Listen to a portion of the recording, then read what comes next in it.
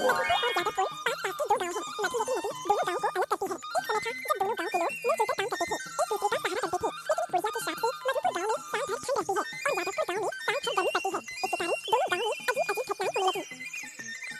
अरे दोस्त, कैसे हो भाई? क्या हाल चाल है? और ये पैकेट लेकर आ जा रहे हो?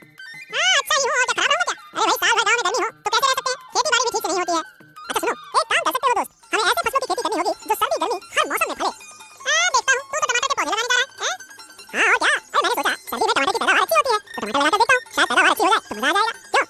हाँ, एक समय हम भी कितने सुखी रहा करते थे, मस्त नदियों में मछली, खेतों में भरपूर फसल।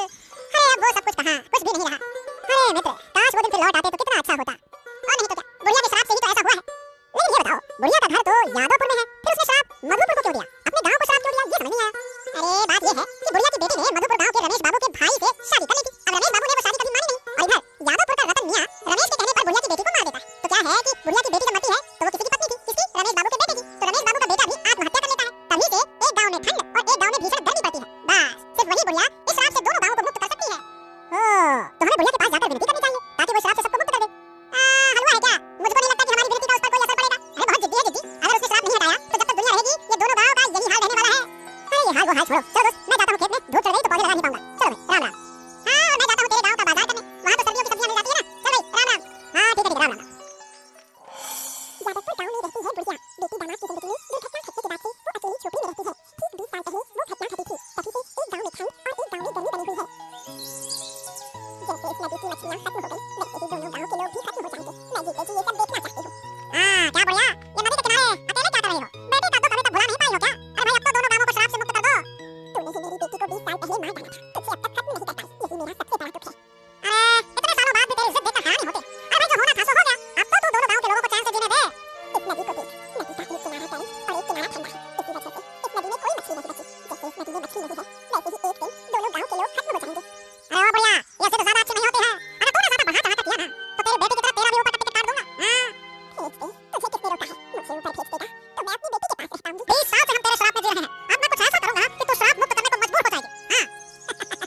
क्या कहेगा तू मेरा कुछ भी नहीं बिगाड़ सकता। मैं तुझे और रमेश बाबू दोनों को एक दिन खत्म कर दूंगी।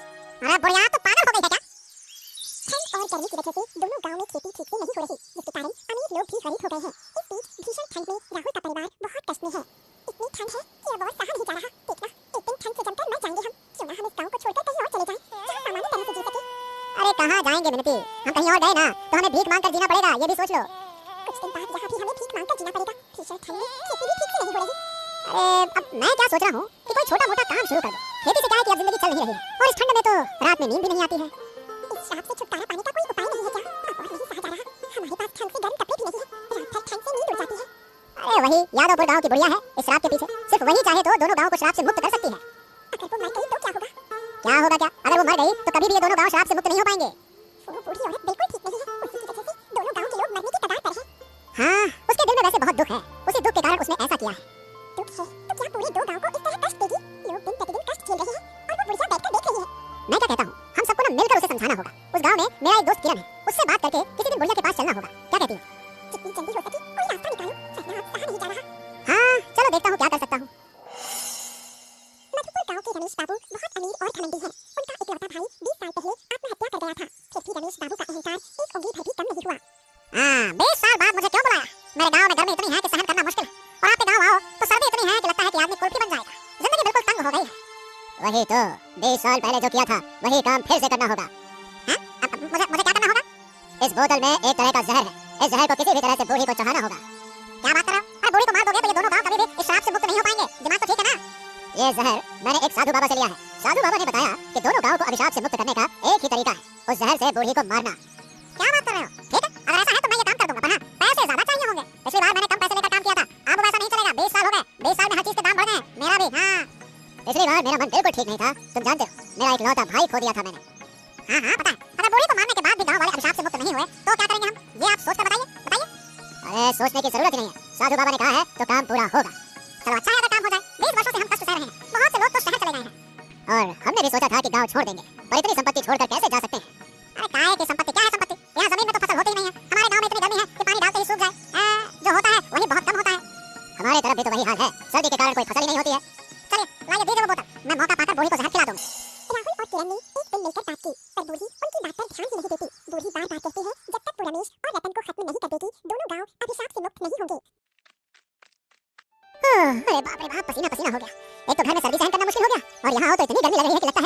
पिघल जाएगा। अरे क्या करोगे दोस्त, आखिर हम गांव छोड़कर जाए तो जाए कहां? वही तो, एक तो इस तरह से रहा भी नहीं जाता है। भाई देखो, हमें कुछ ना कुछ तो व्यवस्था करनी होगी। गांव छोड़कर चले गए तो जाएंगे कहां, ये सबसे बड़ा सवाल है। खाना कैसे मिलेगा? वही तो, और अगर गांव में रुके रहेंगे तो एक दिन खाने के लिए भी कुछ नहीं मिलेगा। लौकी भिंडी जैसे फल लगाओ तो सूख जाते हैं, रोज 3-4 बार पानी देते हैं, तब भी सब्जियां खीरे जितनी मोटी होती है। और खीरा लहसुन जैसा छोटा नहीं, मिर्ची के जैसा टिड्डे सा होता है। क्या करूं उसका मैं?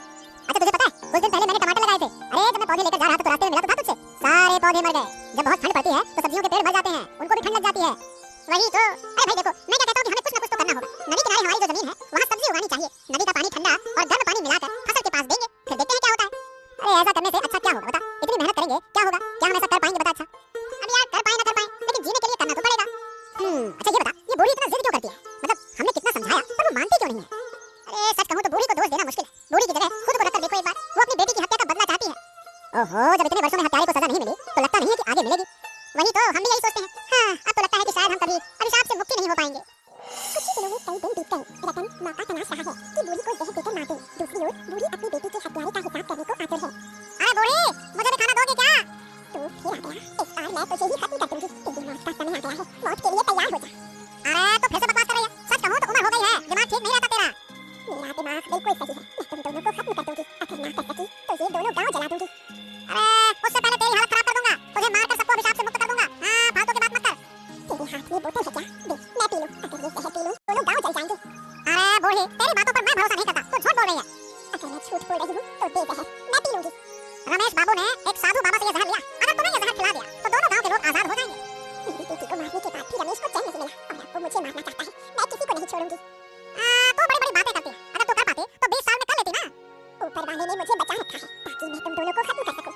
समझ गया, तुझे बचाकर नहीं रखा जा सकता, तुझे बचाने से खतरा और बढ़ेगा। अगर तुझे अपनी भलाई चाहिए तो यहाँ से चला जा। मुझे चिढ़ा मत, मेरा गुस्सा बढ़ गया तो तू समझ सकता है कि क्या हो सकता है। आज तो मैं तुझे खत्म करके ही चला जाऊंगा। हां, एक बार मेरे पास आ जा, तब देख कि मैं तेरा क्या हाल करती हूं। देखते लगभग 1 माह बीत गया। राहुल और मिनती मिलकर नदी किनारे जहाँ सब्जियां लगाई थी वहाँ अच्छी फसल हुई। अच्छी उपज देखकर दोनों में आत्मविश्वास जाग उठा। अरे वाह वाह वाह वाह देखो कितनी सब्जियां हुई हैं। वाह, कुल मिलाके मेहनत से सब कुछ संभव है। इतने दिनों बाद ऊपर वाला हम पर मुस्कुरा रहा है। हमें दोनों गांव के लोगों को सब्जी उगाने की टेक्निक सिखानी चाहिए। थोड़ा सर्द सहकर अच्छी सब्जी उगाई जा सकती है। मेरे दोस्त ने सुझाव दिया मिनती, इसीलिए ये सब कुछ संभव हुआ, वरना ये जमीन तो यूं ही पड़ी रहती। पर ये सर्दी गर्मी अब अच्छा नहीं लग रहा। जहाँ हम हैं वो यादवपुर के भीतर है, इसलिए बहुत गर्मी लगती है। वहाँ लौटकर जाने पर फिर सर्दी में कांपना होगा। सच बात है भाई, और ये नहीं कहा जाता। साल में 4 महीने सर्द होने की बात है, पर 20 साल से हम लगातार सर्दी ही सर्दी में जी रहे हैं। बूढ़ी हम पर दया कब करेगी? अपनी बेटी के कारण बूढ़ी दोनों गांव को कष्ट क्यों दे रही है?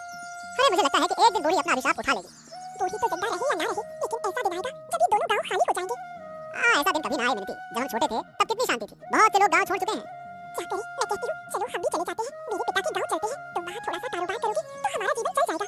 तू चाहे जितना कहे, पर ससुराल के गांव में कैसे रह पाऊंगा बता? लोग क्या कहेंगे? घर जमाई गांव जमाई यही कहेंगे। हम अपने पिता के गांव में अपना घर बनाकर रह लेंगे। कहीं जाने की जरूरत नहीं है। अगर हम इस तरह से खेती कर लें तो हमारे गांव में फिर से शांति लौट आएगी। मैं भी चाहती हूँ कि जीवन में शांति वापस आए। ओहो, तेरा ये हाल कैसे हुआ? अरे मैंने तो कहा था कि बूढ़ी को खत्म कर दे, तू ना कर सका, उल्टा अपना ही चेहरा जला लिया तूने। मुझे लगा कि काम आसान होगा, पर नहीं। बूढ़ी तो किसी देवी के समान शक्ति रखती है। उसने बोतल मुझसे छीन ली, मैं उसे रोक ही नहीं पाया। तो फिर तू एक और बार कोशिश करेगा, समझा? मैं कोई कोशिश नहीं करना चाहता। बोलते हुए भी दर्द कर रहा है, मेरे चेहरे की हालत दिख रही है। अगर मैं फिर से बूढ़ी के पास जाऊंगा तो लगता है कि इस बार जिंदा ही नहीं लौटूंगा। मैं पैसे बढ़ा कर दूंगा, पहले आधा दूंगा। अब बता, सोच कर बता, करेगा या नहीं करेगा? ठीक है, पहले मुझे 50,000 चाहिए। दिए तुझे 50,000 दिए, पर काम न हुआ तो पैसे वापस करने होंगे। हाँ ठीक है, पैसे वापस कर दूंगा। अब मुझे जहर की बोतल दे दो, लाओ। अब अच्छे से सुन, इस बार बोतल में कुछ और है, मतलब तरीका बदल गया। साधु बाबा ने जो बोतल दी थी उसमें हवा भरी है। बूढ़ी की नाक के पास ले जाकर बोतल खोल देने से वो मर जाएगी। पर सावधान रहना, किसी भी तरह हवा तेरी नाक में ना जाए। हाँ, अरे ये तो पिछली बार से भी ज्यादा कठिन है। कठिन तो है पर असरदार भी है। इस तरह बूढ़ी को मारना आसान होगा। हाँ ठीक है, अब मैं बिल्कुल ठीक ठाक से काम करूंगा। लाइए बोतल दीजिए। वो बोतल तो मेरे पास नहीं है। जिसे बूढ़ी को खत्म करना है उसे सीधे साधु बाबा से बोतल लेनी होगी। ये साधु बाबा कहाँ रहते हैं? मुझे तो नहीं पता। हमारे गांव के बिल्कुल उत्तर में एक जंगल है। जंगल में एक अकेला बरगद का पेड़ है। साधु बाबा उसी बरगद के पेड़ के नीचे बैठते हैं। तुम्हें वहां जाना होगा। हाँ ठीक है, चलो मैं साधु बाबा के पास जाने के लिए निकलता हूँ। हाँ ठीक है, जा।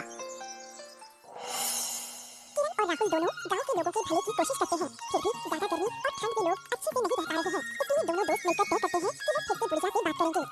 तुम लोग फिर मेरे पास क्यों आए हो? मैं तुम्हारी बात नहीं सुन पाऊंगी। बूढ़ी माँ, मेरी बात तो सुनो। मैं क्या कह रहा हूँ कि 2 लोगों के अपराध की सजा पूरे गांव के लोगों को नहीं दे सकती हो। मधुपुर गांव में भयंकर ठंड से बूढ़े और बच्चे मर रहे हैं, खाना पीना उनको कुछ मिल नहीं रहा, फसल हो नहीं रही। हमारे गांव में भयंकर गर्मी से बूढ़े बच्चे मर रहे हैं, फसल नहीं हो रही। दोनों गांव की हालत एक जैसी है। जब मेरी बेटी को बेरहमी से मार दिया गया था तब कोई उसे बचाने नहीं आया, कोई मुझे सांत्वना देने नहीं आया। मेरे दर्द को समझने की ताकत तुम में नहीं थी। अगर होती तो बार-बार मेरे पास नहीं आते। बूढ़ी माँ, तो क्या हम कभी मुक्त नहीं हो पाएंगे? इस बार सोच रही हूँ दोनों गांव को श्राप मुक्त कर दूं, मगर मेरा कुछ काम है, वो पूरा कर पाओगे तो ही श्राप मुक्त करूंगी। हाँ, चलो कम से कम एक उम्मीद तो दिखाई दी। तुम्हारी बातें सुनकर हमें भरोसा हुआ। लेकिन अगर तुम मेरी मदद करोगे तो ही ये संभव है। हाँ हाँ हाँ बिल्कुल। अरे आप जो कहेंगी हम वही करेंगे बूढ़ी माँ। आप हमें बस ये बताइए करना क्या होगा? मैं तुम्हें एक तरह की दवा दूंगी। ये दवा किसी भी तरह रमेश के घर पहुंचा देनी होगी। घर में किसी भी जगह रख दो। इस दवा की गंध जब रमेश के घर के चारों ओर फैल जाएगी तो वो भयंकर बीमारी से ग्रस्त होगा और धीरे-धीरे मर जाएगा। बिल्कुल, हम कर पाएंगे बूढ़ी माँ और हमें ये करना ही होगा। ठीक है। जब रमेश बीमारी से ग्रस्त होगा तभी दोनों गांव श्राप मुक्त होंगे। और वो दवा कहाँ है? लाइए हमें दे दीजिए, हम आज ही रमेश के घर जाएंगे। आज नहीं, तुम लोग सुबह सूरज निकलने से पहले जाना, नहीं तो दवा काम नहीं करेगी। ठीक है बूढ़ी माँ, आप बस दवा दीजिए, फिर देखिए मैं क्या करता हूँ। तुम लोग जरा बैठो, मैं दवा लेकर आती हूँ। रतन रमेश के कहने पर साधु बाबा के पास से वो बोतल ले आता है। आहा, बढ़िया, अच्छा हुआ आज ये रास्ते में ही मिल गए, इसे तो आज मैं खत्म कर दूंगा। और अच्छा हुआ कि मैंने बोतल जेब में रख ली है। सुबह इस मनहूस का मुंह देखना पड़ा, पता होता तो इधर नहीं आती। ओ बढ़िया, ओ कहाँ अकेले क्या बड़बड़ा रही हो? उस दिन मेरे मुंह का क्या हाल किया था तुमने? देखो पूरा मुंह जल गया मेरा। अच्छा किया, धीरे-धीरे तेरा पूरा शरीर जलकर राख हो जाएगा। मेरी बेटी की हत्या का बदला लेने के लिए मुझे 20 साल इंतजार करना पड़ा। ओ बढ़िया, तुम्हारी इज्जत की वजह से दो गांव के लोग शांति से नहीं जी पा रहे हैं। शांति आएगी, लेकिन वो शांति तू और रमेश नहीं भोग पाओगे। बढ़िया, अब तुम्हारी बातों पर मुझे विश्वास नहीं है। मेरी बात पर कौन विश्वास करने को कह रहा है? अब मेरे सामने से हट जा। कभी आईना देखकर अपना मुंह देखा? तेरा मुंह इतना डरावना हो गया है कि कोई भी देखेगा तो डर जाएगा। बढ़िया, तुमने मेरा जितना नुकसान किया है मैं तुम्हें छोड़ूंगा नहीं। थोड़ा सा मुंह जल गया तो ऐसा कर रहा है। मेरे हाथ की ये बोतल देख रही हो? इसका मुंह खोलकर तुम्हारी नाक में डाल दूंगा तो तुम मर जाओगे। उस बोतल का मुंह खोलते ही पहले तू मरेगा, फिर मैं मरूंगी। अच्छा, तो तुम मुझे डराती हो? मैं तुमसे नहीं डरता। हाँ, पिछली बार भी मुझे जहर खिलाने आया था और खुद मुसीबत में पड़ा था। इस बार भी वैसा ही होगा। तू जब मुझे मारना ही चाहता है, मार, मेरा काम पूरा हो चुका है। अब मैं शांति से मर सकती हूँ। अरे ओ बढ़िया, आज तो तुम्हारा आखिरी दिन है। नदी किनारे बोतल का मुंह खोलकर जब बुढ़िया की नाक में लगाया गया तभी बोतल से निकली हवा रतन की नाक में भी चली गई। नतीजा बुढ़िया और रतन दोनों साथ में मर गए। शैतान बुढ़िया को मारने आया था, खुद भी मरकर खत्म हो गया। हाँ मिनती, सही बताऊं तो बुढ़िया के लिए मुझे बहुत दुख हो रहा है। उसने जिंदगी भर कभी सुख नहीं देखा। अच्छा, बुढ़िया तो मर गई, अब ये गांव श्राप मुक्त कैसे होगा? हमारे पास ये दवा है, वो दवा हमें रमेश के घर जाकर जितनी जल्दी हो सके रखनी होगी। इतने दिन हो गए, अभी तक रखा क्यों नहीं? अरे रखना कहने से मतलब अपने आप थोड़ी ना रख जाएगा। सुबह सूरज निकलने से पहले हमें रखना होगा। उधर किरण भी कई दिन से घर पर नहीं है। किरण आए तो जल्दी से जल्दी काम करना होगा। अरे ये दोनों लाशें क्या ऐसी ही पड़ी रहेंगी? गांव वालों मिलकर कुछ इंतजाम करना होगा। हाँ ठीक कहते हैं, एक इंतजाम करना होगा। आपको देखकर तो लगता नहीं कि आप इस गांव से हैं। हाँ मैं पड़ोस के गांव का हूँ, पर मैं आपके साथ काम करना चाहता हूँ। अच्छा, ये तो बहुत अच्छी बात है। देखिए सब लोग बस देखने आ गए, लेकिन इंतजाम करने की बात किसी के दिमाग में नहीं आई। मैं और मेरी पत्नी आपके साथ हाथ मिलाएंगे तो जल्दी से सब काम हो जाएगा। तुम्हारा दोस्त किरण होता तो बहुत अच्छा होता। अरे मत पूछो, वो क्या है कि वो अपनी बुआ के घर गया, आज शाम को आने वाला है। तुम्हारा दोस्त आए तो कल सुबह ही वो दवा रमेश के घर रखाना। रखूंगा जरूर, मगर मौका देख कर रखना होगा, नहीं तो दवा काम नहीं करेगी ना। तुम्हारे दोस्त को रिश्तेदार के घर जाने का और समय नहीं मिला। ओहो, तुम इतना मत सोचो, अभी इन दोनों लाशों का इंतजाम करना होगा। हाँ ठीक है। बुढ़िया उस खास बोतल की हवा से मर गई, लेकिन दोनों गांव श्राप मुक्त नहीं हुए। इधर रतन भी नहीं रहा, इसलिए रमेश बड़ी मुसीबत में पड़ गया। बाबा ये क्या हो गया? ये तो सर्वनाश हो गया। बुढ़िया तो मर गई मगर दोनों गांव श्राप मुक्त नहीं हुए। मेरी दवा तुम लोगों ने ठीक से प्रयोग नहीं की, इसीलिए ऐसा हुआ। क्यों बाबा? आपने जैसा कहा था वैसा ही किया गया। मैंने रतन से कहा था कि अगर इस बोतल की हवा तेरे नाक में चली गई तो काम नहीं होगा। तो क्या इस श्राप से अब कभी मुक्ति नहीं मिलेगी? श्राप मुक्त करने का इंतजाम बुढ़िया करके गई है। बहुत जल्दी सब लोग श्राप मुक्त होंगे। सब कुछ 20 साल पहले जैसा हो जाएगा। नदी का पानी मिल जाएगा, दोनों गांव के लोग मिलकर काम करेंगे। अरे वाह, ये तो बहुत सुखद समाचार है बाबा। हाँ, मगर तू इस आनंद को नहीं भोग पाएगा। जब सब लोग सुख में रहेंगे तब तू इस दुनिया से बहुत दूर होगा। बाबा आपकी बात मैं कुछ समझ नहीं पा रहा। बुढ़िया ने ऐसा इंतजाम किया है कि अगर वो काम हुआ तो तू मर जाएगा। क्या? नहीं, ये नहीं हो सकता। तो श्राप मुक्त होने की कोई जरूरत नहीं है। बुढ़िया ने क्या इंतजाम किया है बाबा, बताइए। एक तरह की दवा उसने दोनों गांव में से किसी एक आदमी को दी है। वो दवा तेरे घर में रखी जाएगी और कुछ दिनों बाद तू मर जाएगा। किसे दी है और वो आदमी है या औरत? वो आदमी है। तो दोनों गांव के हर आदमी को मैं पकड़ के मार डालूंगा। ऐसा करके तू अपनी ही मुसीबत बढ़ाएगा। जो होना है उसे स्वीकार कर ले। हाँ? नहीं, मैं कुछ भी स्वीकार नहीं करूंगा। मैं नहीं मर सकता। ये सब कुछ नहीं होता अगर 20 साल पहले तू अपने भाई की शादी उस बुढ़िया की बेटी से जो हुई थी, अगर वो शादी मान लेता तो। बाबा बहुत बहुत धन्यवाद आपके ज्ञान का। चलिए अब मैं चलता हूँ, बहुत देर हो रही है। देखते देखते कई दिन बीत गए। उधर किरण की कोई खबर नहीं। राहुल ने तय किया कि अगर किरण रिश्तेदारों के घर से लौटने में देर करता है तो वो खुद रमेश के घर जाकर दवा रखाएगा। बहुत देर कर दी तूने। भूल गया क्या कि बुढ़िया ने तुझे क्या जिम्मेदारी दी थी? आप कौन है बाबा? और बुढ़िया ने क्या जिम्मेदारी दी थी ये आपको कैसे पता? मुझे सब पता है। बुढ़िया की सारी खबरें मुझे रहती थी। तेरे पास जो दवा है, अगर कल सूरज उगने से पहले रमेश के घर नहीं रखी गई तो इस दवा का कभी असर नहीं होगा। क्या? ओहो, तो ठीक है, कल सुबह ही हम काम पूरा कर देंगे। और अगर कल ना कर पाए तो रमेश दोनों गांव के सारे मर्दों को मार डालेगा। मैं भी किसी को नहीं बचा पाऊंगा। इस अभिशप्त गांव में मेरी शक्ति काम नहीं आती। बाबा, आपकी बात सुनकर तो मुझे बहुत डर लग रहा है। क्या हम कर पाएंगे? हिम्मत और विश्वास से तो जरूर करोगे, लेकिन रमेश मर्दों को क्यों मार डालेगा बाबा? अचानक इतना भयानक फैसला क्यों? मैंने कहा था कि दोनों गांव के किसी दो मर्दों के पास वो दवा है। ओहो, आपने क्यों कहा बाबा? अगर आप ना बताते तो उसे पता ही नहीं चलता। अब आपकी बात सुनकर लगता है कि आप मदद करना चाहते हैं या हमें नुकसान करना चाहते हैं। कोई मुझसे कुछ पूछेगा तो बताना मेरा धर्म है। किसके पास दवा है ये तो मुझे पता था, पर रमेश को नहीं बताया मैंने। ये ना बताने से मुझे नुकसान भी हो सकता है। हाँ, आपसे मिला तो अच्छा हो गया। चलिए, वरना बहुत बड़ा संकट हो जाता। बाबा, आपको धन्यवाद दूं तो भी कम होगा। लेकिन काश बुढ़िया जिंदा रहती। अगर बुढ़िया ना मरी होती तो दवा असर भी नहीं करती। बुढ़िया ये खुद जानती थी। बाबा, अब मैं घर जाता हूँ। कल सुबह हमें हर हाल में कामयाब होना होगा। आशीर्वाद दे बाबा। जा जा बेटा जा, सफल हो।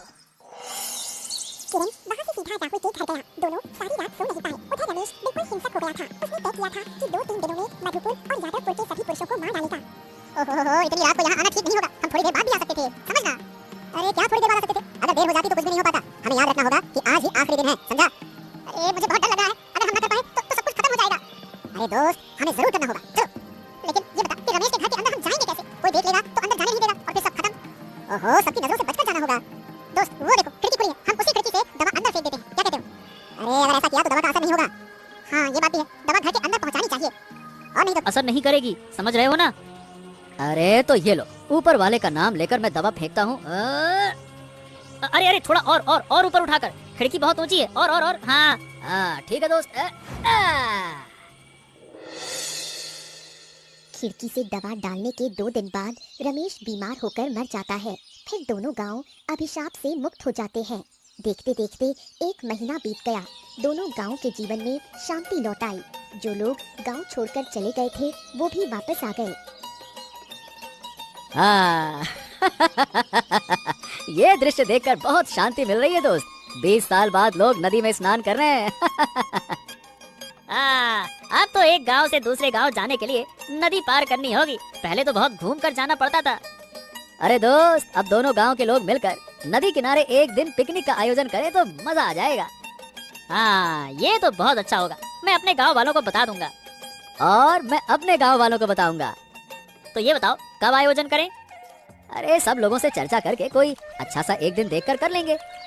लेकिन सही बताऊं, बुढ़िया के लिए मुझे कभी कभी बहुत दुख होता है। हाँ ये तो है, उसने दोनों गांव को बहुत तकलीफ दी, लेकिन वो दिल से अच्छी इंसान थी। हाँ ये बात तुमने सही कही। चलो खैर, अब तो सब अच्छा है ना।